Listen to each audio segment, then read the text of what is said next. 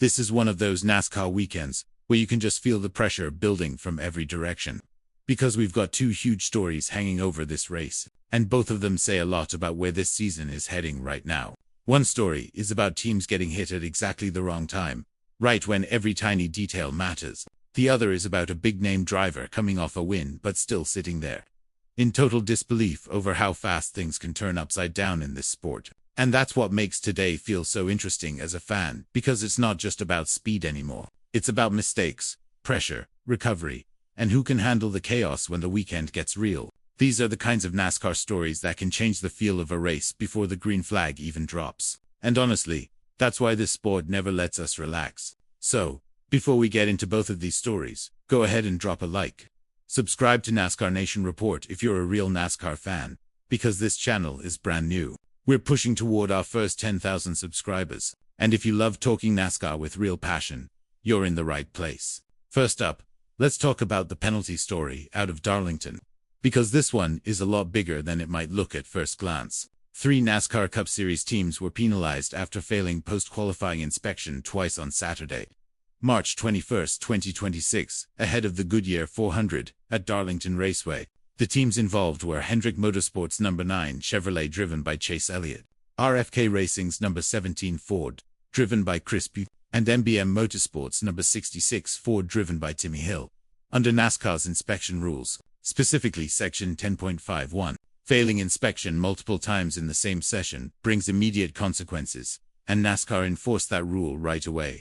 Each of those 3 teams lost its car chief for the rest of the weekend, and each one also lost pit stall selection rights for Sunday's race. That means they do still start from their original qualifying positions, which is important. But when it comes to pit road, they're stuck with whatever stalls are left after the rest of the field makes its choices. And at Darlington, that is not a small problem, not even close. Anybody who watches this track every year knows Darlington Raceway can punish you for the tiniest disadvantage. It's a 1.366-mile oval. It's narrow, it's awkward, it chews up tires, it makes passing tough, and pit strategy can absolutely decide the race. So, when you lose the ability to choose a good pit stall, that can change your whole day. A bad stall can mean slower entry, slower exit, less room to work, and a much higher chance of losing track position during green flag pit cycles or late cautions. At a place like Darlington, where clean air and position matter so much, that hurts. The missing car chiefs are also a major deal. Hendrick Motorsports loses Matt Barr on the No. 9 team with Chase Elliott. RFK Racing loses Josh Sisko on the No. 17 with Chris Buescher. NBM Motorsports loses Dylan Roberts on the No. 66 with Timmy Hill. Those are not little changes you just shrugged off on race day. The rest of each crew now has to absorb those responsibilities, whether that's communication, adjustments, race management, or helping organize the pit stop process under pressure. For Chase Elliott and Hendrick Motorsports, this is the kind of setback that adds pressure to a team that usually expects to contend whenever they unload with speed. For Chris Buescher and RFK Racing, it's frustrating because they've shown solid form this season, and this is exactly the kind of track where execution matters more than raw hype. And for Timmy Hill and NBM Motorsports, it's probably the toughest of all, because smaller teams do not have the same margin for error or the same depth to absorb a hit like this.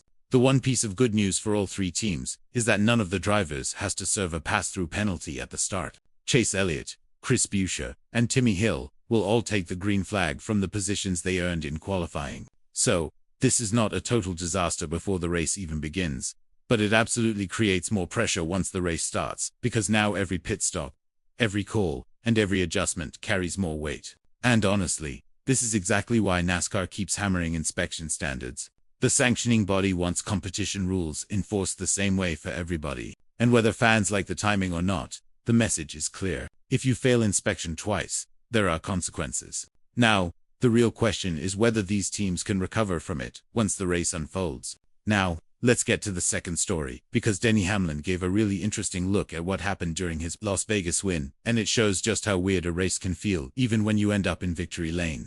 On the latest episode of his Actions Detrimental podcast, Hamlin said he was in disbelief over the speeding penalty he got in the middle of the race. He said he was shocked by it because from his point of view, he believed he had run the lights the way the team wanted him to. In his mind, he was doing exactly what he was supposed to do. Hamlin said, "We got that penalty. I was shocked. And what stands out here is that he did not just blame NASCAR and move on. He admitted that the team miscalculated something. He said that if he ran his lights the way he was told, then he should not have been speeding, which led him to believe the team had likely misjudged the distance between the timing lines or NASCAR's scoring of that zone. He even pointed out that multiple cars sped in that same spot, which made him think it was a hotter section than they expected. That is such a classic NASCAR detail, and real fans know exactly what that means. Sometimes these races come down to tiny measurements, tiny timing windows, tiny guesses about where the edge really is. And when you miss it by just enough, your whole race can flip upside down. That is what happened to Hamlin. He had to completely change his approach after that penalty and start fighting his way back through the field.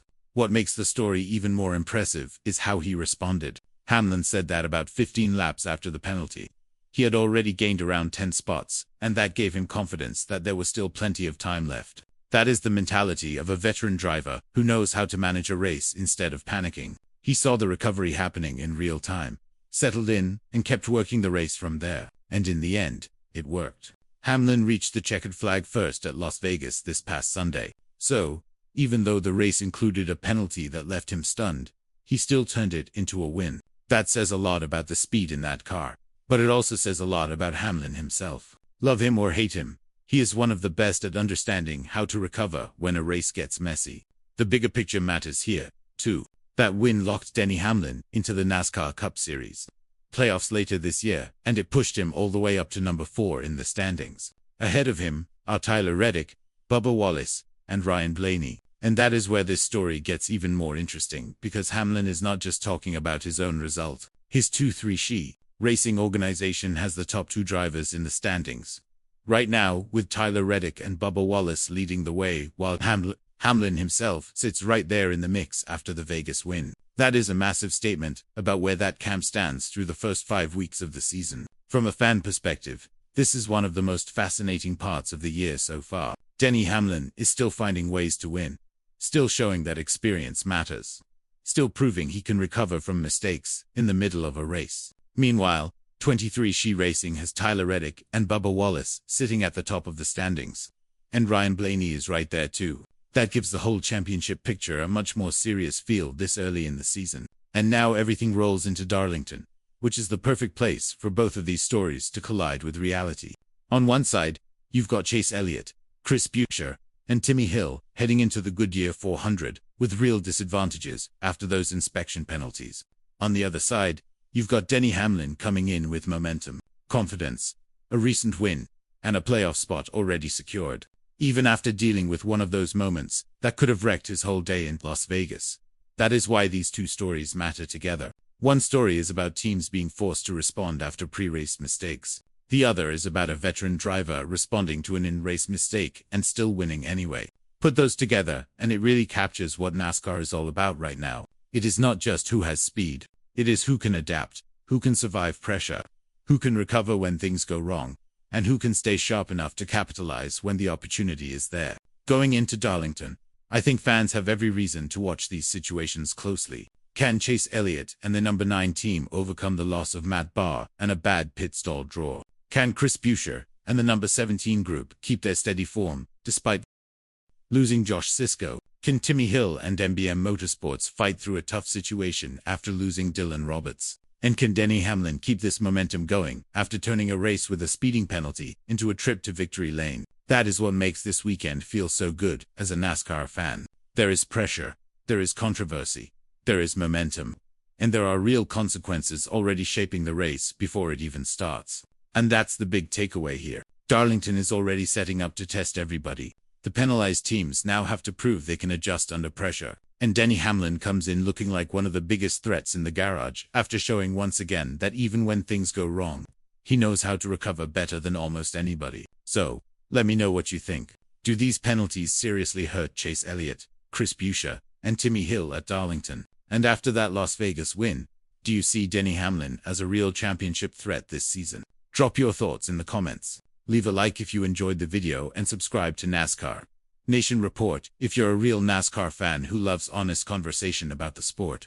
This channel is still new. We're chasing our first 10,000 subscribers. And if you want NASCAR talk from people who actually care about every race weekend, this is the place, Tobe.